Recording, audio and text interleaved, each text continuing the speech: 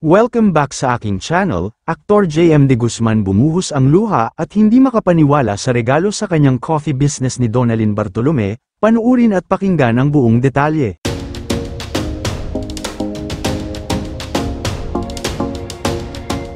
Hindi napigilan ng aktor na si JM De Guzman ang maging emosyonal matapos makita ang sorpresang pinaghandaan ng matagal ng girlfriend niyang si Donalyn Bartolome.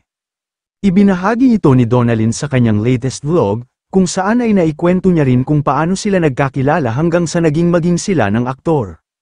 Ayon kay Donalyn, noong mga panahong kasagsagan ng pandemic ay nakita niya ang struggle ni JM, dahil sa madalang na trabaho at tinulungan siyang i-build ang social media dahil maaari niya itong maging source of income lalo na't nawalan rin ng prangkisa ang ABS-CBN. Ang kanilang mga naging pagsasama ay eventually nauwi sa pagiging magkarelasyon kung saan naging sandigan nila ang isa't isa. Nakita raw ni Donalyn ang naging hirap ni JM sa kagustuhang magbigay sa kanyang mga mahal sa buhay bilang isa sa mga breadwinner sa kanilang pamilya. May mga moments pa raw noon na madalas siyang mabuli ng mga kaklase niya dahil madalas siyang hindi nakakapasok ng klase dahil sa pagtatrabaho.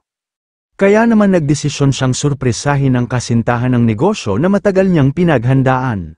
Ang nais daw kasi na negosyo ni JM ay isang coffee business kaya naman ito ang kanyang inaral at humanap talaga siya ng swak na negosyo para sa aktor.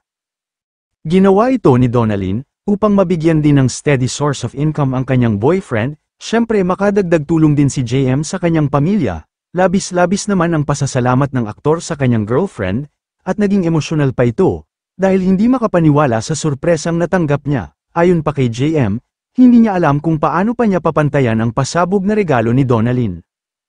Kayo mga ka-showbiz, anong masasabi niyo sa ating showbiz topic ngayon? Kung may opinion kayo ay magkomento lang kayo sa aking comment section. At syempre kung bago pa lang kayo sa aking channel ay mag-subscribe na kayo para lagi kayong updated sa mga showbiz trends na ina-upload ko. Maraming salamat po.